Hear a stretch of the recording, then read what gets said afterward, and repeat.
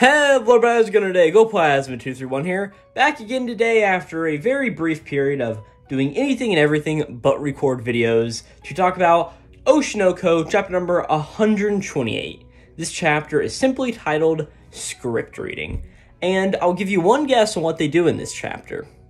If you guess script reading, there you go, you get like 100 points, I guess. What are these points spent for? I don't know, you can find out yourselves, but you have 100, and you better keep track of that now. But, yeah, like I said, chapter number 128 of Oshi titled Script Reading. This is a very good chapter to me because it shows a lot of good character interaction that we really haven't seen in a very long time in Oshi because for the longest time here, about the past, I don't know, 15 chapters or so, we really have just been focusing on the twins and everybody around them as they sort of get ready to film the movie to 15-Year Lie, of course. And here's where we finally see really all of the characters and all the actors that we have known who are going to be playing all of these various roles coming together and interacting to properly show off the chemistry and all the character dynamics that all these characters have and some of the hidden relationships that some of these characters have, as we'll figure out in this chapter, right? This is probably the best place to go after the last chapter, because if you do not remember what happened in the last chapter, it was all about finding a child actor, and we sort of got this played up in the beginning about like director Hateno coming over to Strawberry Productions headquarters and being like, hey, I need to find a child actor. And at the end of the chapter, oh, Aqua showed up with the mysterious crow girl, and in this chapter we actually sort of learned a name that we'll be calling her by, which I'm just going to go and say it now. It's Tsukuyomi. Sure, that's pretty cool. It's like Tokoyami from My Hero Academia and his hero name, Tsukuyomi, right? Yeah, he's a dark shadow and a dark bird, so this is a crow girl. And what are crows? They're dark birds. That makes sense. But, yeah. I'm just going to hop into this chapter. But before I do that, just a few announcements. Thank you for all the support I've been getting on the channel recently. It's just been great, and just thank you so very much. And if you like this Oshi chapter review, I've got plenty of others on the channel, so you can go check those out too. But with just that being out of the way and said, again, just thank you so much. Our channel has been growing so much recently. It's been just so awesome to watch. The best month I've ever had by far here on this site. But yeah, let's get into Oshi chapter 128, titled Script Reading, right?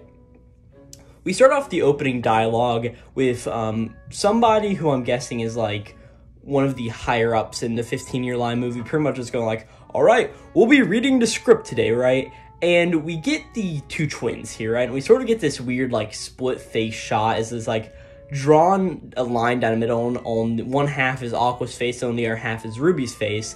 As Ruby's just like, oh, it's finally starting, huh? And Aqua's like, yeah, it is. But the big interesting thing to note here is, of course, it mirrors the dark Sharingan, or the Sharingans that each character has in their eye, right? We see Ruby's light Sharingan, and of course, Aqua's dark Sharingan. But that isn't the most interesting part of this. The most interesting part of this is the charts that every single actor has in this chapter. Because we get almost like a Yoshihiro Togashi Nin, like, what do you call it, like hexagon sort of thing, where we've got each character, and they each have 6 skills they are being ranked on, and they're giving a star rating in like a gacha game based off of these scores, right? So the first one we see in this chapter is actually Ruby's. As we see Ruby Hoshino, she is a 4-star actor, and her role in the upcoming movie will be the role of her mother, Ai. As we pretty much just see what these actual skills are, it is the entertainer skill, the variety skill, the internet/social media presence, popularity, acting skill, and singing skill. And really the best things to note here is that her popularity is an S, which of course she's major popular right now. Everybody knows who she is, like, it's a very big thing. And she has a very high entertainer skill with an A rank, and then her singing skill, along with her variety and internet social media skill, are all B's, but her acting skill is a D. But she's playing the lead in the movie. Oh no, what's going on here, right? At this point, we look at Aqua's hexagon chart thing, as we see that he is a 3-star rank, right? One less than Ruby, so not quite as good as his sister now. He will be playing the role of Hikaru Kamaki in the movie. Of course, we've known this. And really the only notable things that I say about Aqua is that his singing skill is really bad, and he has a very high popularity. That's really all there is right there to it, right? But as this happens, we see that Ruby walks in a room, and she's just like, this is such a big job that everyone has gathered together for, and all of her money is really tied up in this, right? The future of Strawberry Productions is resting here on this movie. And yet, what is somebody like her doing here? As we look over to see the Crow Girl, who is standing there with the script in front of her, just looking at the script, and she's like, someone like me? That's quite the greeting, right? And she's just like, for your information, I'm a child actor who has chosen to play the role of Child A and Child B in this movie. And she's like, yes, I will be playing you two twins in this movie, sort of ominously pointing over to both Ruby and Aqua, just like, why are they called Child A and Child B? Like, why aren't they called, like, Young Ruby and Young Aqua? Like, that's just such a weird way to put it. Just like, I was chosen to play Child A and Child B. It just sounds really weird, right? As she just continues, finally saying, like, my stage name is Tsukuyomi, as I said before, that's what she's going by. And she's like, you better treat me kindly. As we see that what her star rank is. She is a star 1 rank. She's a 1-star actor. Pretty much just saying that the roles are Aqua and Ruby, and that there's no idea what her skills are. So she's a bad actor. That's what we get from this, right? If you're going by the stage name of Tsukuyomi, yeah, you probably don't have a bright future ahead of you. Next up, Ruby's just like, okay, whatever, and she's like, hey, just don't get in our way. But she's just like, but I've done nothing but help you, right? Like, oh, okay, it's some alright banner. It's not the best character sort of interaction in this chapter, right? But we sort of start off one of the better interactions with Mimcho. She's here. She looks over to the twins, of course, and then Crow Girl, or Tsukuyomi, I'm sorry. So he's calling her Crow Girl, you know what I'm saying? But she comes over to where they're standing, and she runs over to Ruby, and she's like, hey, is it really okay for me to be in this movie? And she's like, won't I stick out like a very sore thumb? And Ruby sort of just looks at her and is like, well, honestly, I'm not so sure, right?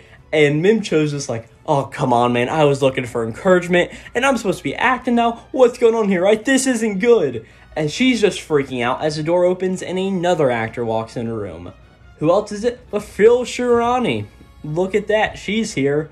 And Mimcho just is like, okay, who's that? And she looks over and sees Frill, and she's just like, oh my gosh, it's Phil Shirani in the flesh. Like, she's so beautiful, I can't believe this, right?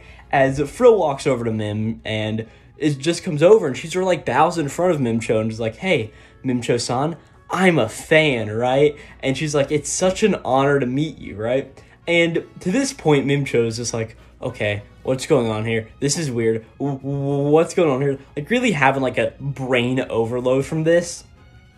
As Frill just continues just going like, hey, I watch your channel, and I mean, I also watch Become Nahachi too, right? I mean, I've got to. But she's like, but I like your own channel. I mean, I watch all of your videos, right? And she's like, I'm a newbie who has just started to idolize my love for you, but you're just so cool. And she's like, I love you. Can I shake your hand, right?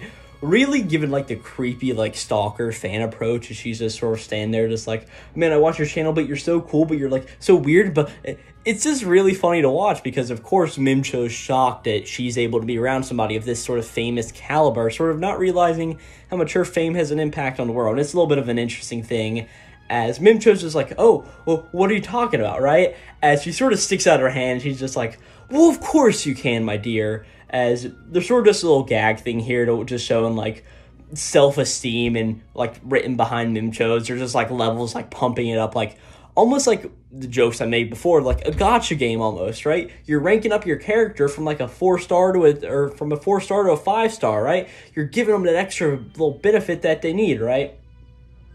As we see the star ratings of both Mimcho and Frill Shirani, we see that, of course, Frill Shirani is a 5-star actor, and like, she's perfect all around. She has A's in everything but for entertainer skill and social media skills, which she has S's in, right? So she is like one of the best looking actors they could possibly have, as it's pretty much just saying that her role is Ari Himakawa in the movie, and that, yeah, she's a 5-star actor.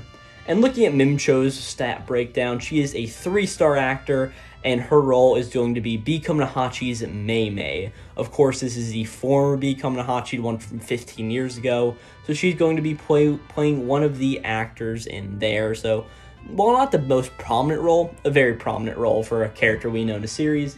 And her breakdown pretty much goes that she has a in internet and social media skills, and B's in pretty much all of her other stats, but besides for acting skill, which she has a D in. So makes a lot of sense where she's just like, oh no, can I do this? Like, I don't know if I can. This isn't good, right? But it's pretty fun. Next up, we get a character interaction that we all know very well at this point, and it is the character interaction between Kana and Akane. Oh boy, you gotta love this one. It's shoved down everybody's throat so much. But hey, this chapter instantly became like a 5 out of 10, or I'm sorry, like a 10 out of 10, just because Akane showed up in it, and Akane's best girl in Oshi no Ko. We start off with Kana just being like, so hey, why are you sitting next to me, right? And Akane is just like, you don't like it? Then go somewhere else then, right? And we see Kana's like, well, at this stage, I don't hate it that much. As Akane's just like, it always happens, doesn't it? I'm forced to sit next to you whenever there's a chance. And it's just the same banter between the two of them, as Kana's just like, well, adults see us as close friends of the same age, huh? And Akane's just like, hey, cut it out already. We're old enough to know better. And Kana's just like, hey, yeah, you're right at this point. As we see their acting abilities, we see that Kana is a 3-star actor, and Akane is a 4-star actor. Akane's best girl, she's got a 4-star. She's better than Kana in acting. That means she's a better character, right? You can't fault my logic here, because it is correct. We really see the most interesting things about Kana is that she has a S in acting skill, an A in variety skill, and B's in entertainer, singing, and internet and social media skills, and then a C in popularity, which makes a lot of sense because we know that Kana has struggled with popularity problems and not being able to get jobs, even though she is such a good actor.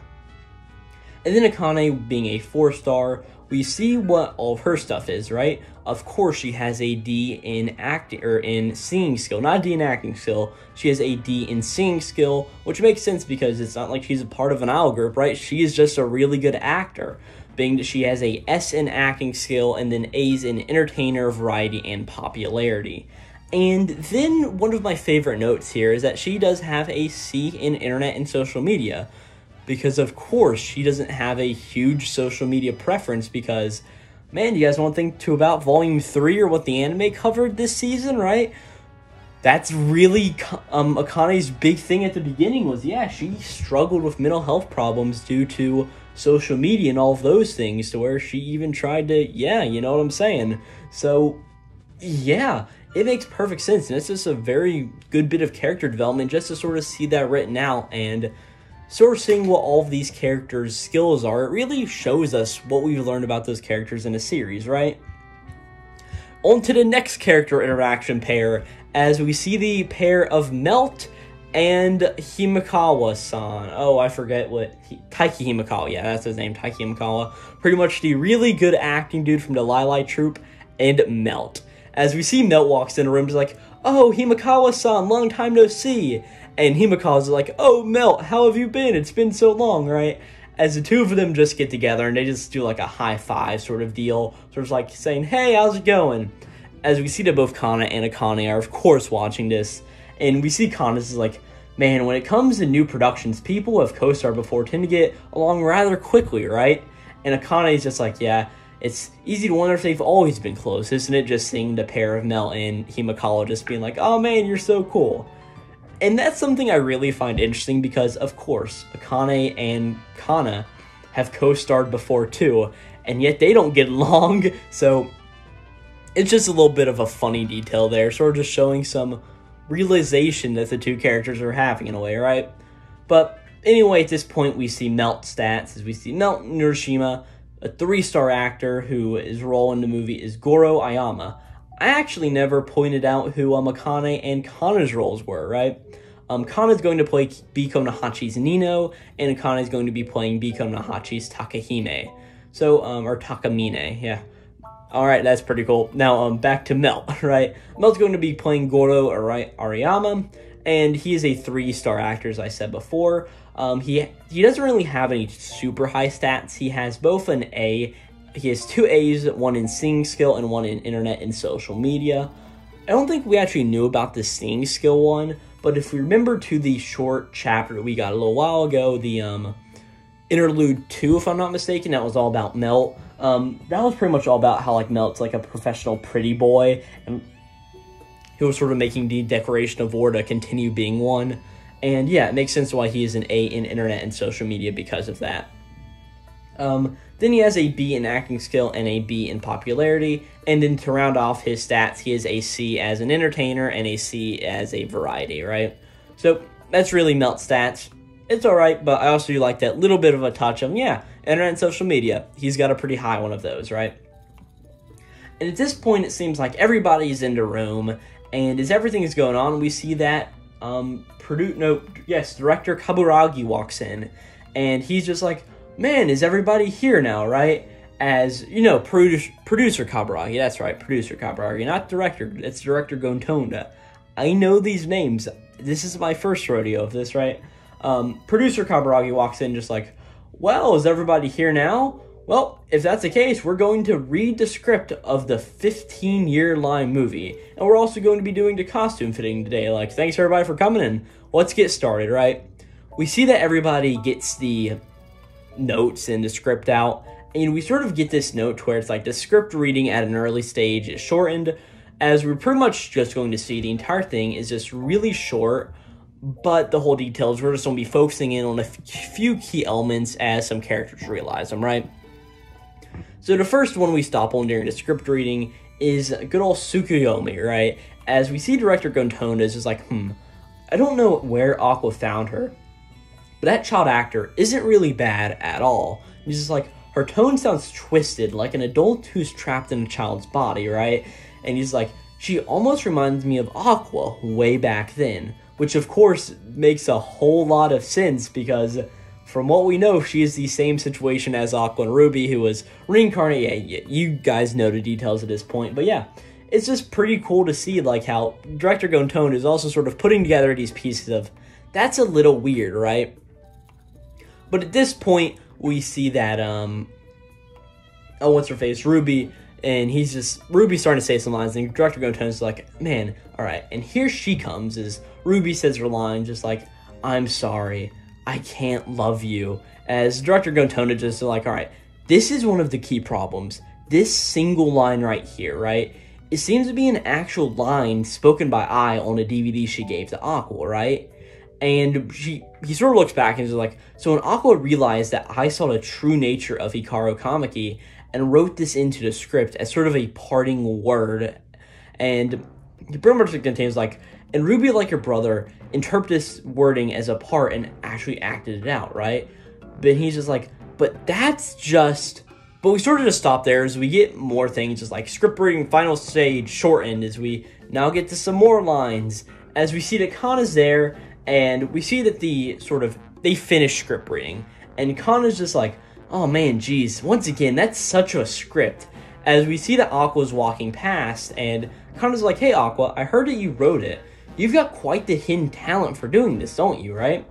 But Aqua's like, no, I just did the outline. The director fixed most of it. I can't really build something from the ground up. But Kana's just like, hey, that's probably true, but in the end, what really matters is whether there's hatred or not. And oh, I butchered that line. Oh gosh. Kana's just like, but in the end, what really touches you is whether or not there's hidden hatred inside this work, correct?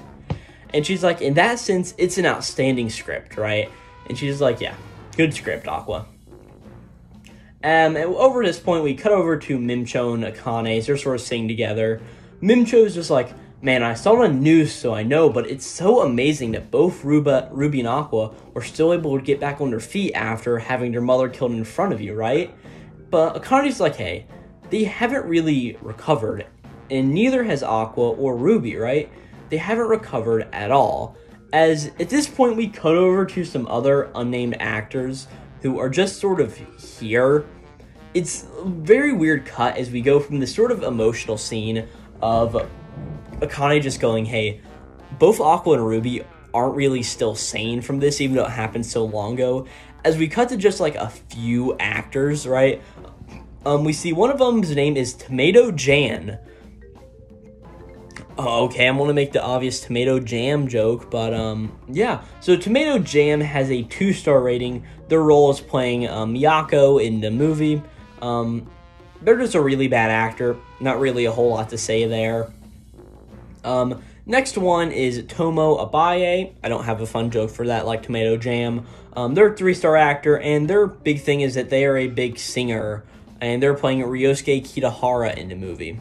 That's pretty cool. And the last guy is Norio Mita, who is playing the role of Ichigo Saito in the movie, and they are a really good actor, being that they are a complete 5-star. They've got almost perfect rankings and everything. An S in entertainer, S in writing, S in internet and social media, along with acting. They have an A popularity, but a D singing skill, right? As the big purpose of this was bringing in a lot of outsiders who don't really know our cast of characters, as it's pretty much just like one of them's like Tomato Jam's like, man, this is a true story, huh? Tomo's is like, man, this movie will create so much gossip, right? And then the 5-star Norio Mita's like, man, it's going to be such a wild ride. It will definitely be interesting though. As the next thing we see here is Himekawa or Taiki Himekawa, and of course Aqua sort of sitting down. As Aqua's like, hey, I'm sorry, Himekawa-squan, this script is probably the most painful for you, right? As he's just like, no, it's okay. It's not like I'm going to give out my real name here, because of course we know that, of course, Hikaru also sort of did the same thing to his mother at the same time. So they are both sort of in the same boat, but in a way, Aqua and Ruby are more so, being that she was more famous, right? Or that's the best way to put it. Yeah, you guys won't get what I'm saying. But Taiki's like, it's okay. It's not like I'm giving out my real name here. It was my mother's fault for being infected and corrupted by this world of entertainment that we live in, right? As we see the breakdown of Taiki Himekawa, who's going to be playing the role of Sojiro Urahara in the movie. He is, of course, a 5-star actor with a massive entertainment skill, with an S in popularity, an S in acting, and an S in entertainer, a D singing skill, and a B in variety, and an A in internet and social media, right? Showing that really the best actors in this movie are of course, Taiki, this Norio guy, and then Frill Shirani, right? They're the best actors that there is all around. The next thing we see is the costume fitting, as we see all of the characters in the costumes that they will be wearing in to film the movie, right? We sort of see that Kana's like, man, so these are really the costumes that the old Become Nahachi wore, right? And we see that Mimcho's like, yeah, what mysterious costumes, right? It's so weird, right? And she's like, and the size seems to be so perfect too, right? As the big thing here is that it's a really weird thing because, yeah, Kana's actually got very long hair here, which isn't normal for a character, and Mimcho looks pretty much the same. But we sort of see the Kana's like, hey, but what about Ruby? As Ruby sort of walks down, she's like, hey, I'm ready, right? And she's like, what do you think? It's amazing, right? I heard this wig was like super expensive, right? It's just so crazy. As Seashore, if I can speak, she sort of just steps out and she's like, hey, do I look like I? As she does a very big eye pose and sort of leans down into whole Become Nahachi eyes, being that she was the lead member attire, and sort of does this like the peace sign thing above her head. And she's like, hey, do I look like I? And the big thing we get here is Akane at the end just being like, geez, jeans. And the big thing we really get here at the end is just Akane just going, holy cow, jeans are super, super cruel after all. As we sort of see the look of Ruby, who, yeah, she looks like I. It's simple as can be. If you didn't know this was Ruby, you would probably think that it was just a picture of I that Mingo Yorkie drew, right? It is so hard to tell otherwise. And yeah, that's where we end the chapter. This is a fine chapter. It's not my favorite chapter of Oshinoko ever, but it's just a very solid one in terms of, oh, let's check out characters. Let's see what they're up to. Oh, look at that. We're getting skill ranks for each characters, right? They did a Yoshihiro Togashi nin rating for everybody. Oh my gosh, I can't believe it, right? Is Kana a conjure? Who's a specialist? A specialist would be Akane, 'cause she's just best girl. And yeah, we met cool characters like Tomato Jam. And yeah, Tsukuyomi. That's pretty cool. I don't really have a whole lot to say about this chapter. I feel like this was very long-winded and very rambly, but I did it, and for not recording a video in literally about 2 weeks, I think I did pretty good here. So, yeah, with that, thank you guys very much for watching. If you did enjoy this review, hope you won't mind going out and checking some of the other Oshi no Ko ones, or even going and checking out some of the other content I have on my channel. I just released a manga haul video here about a week ago, and it's doing really good. So if you haven't seen it yet, go check it out, because I think it's pretty cool. And without that, I'll be back next time to talk about Oshi no Ko, chapter number 129, coming out here in 2 weeks on October 18th, 2023. And yeah, I'll be back then to talk about Oshi no Ko. This is going to be Glowplasma231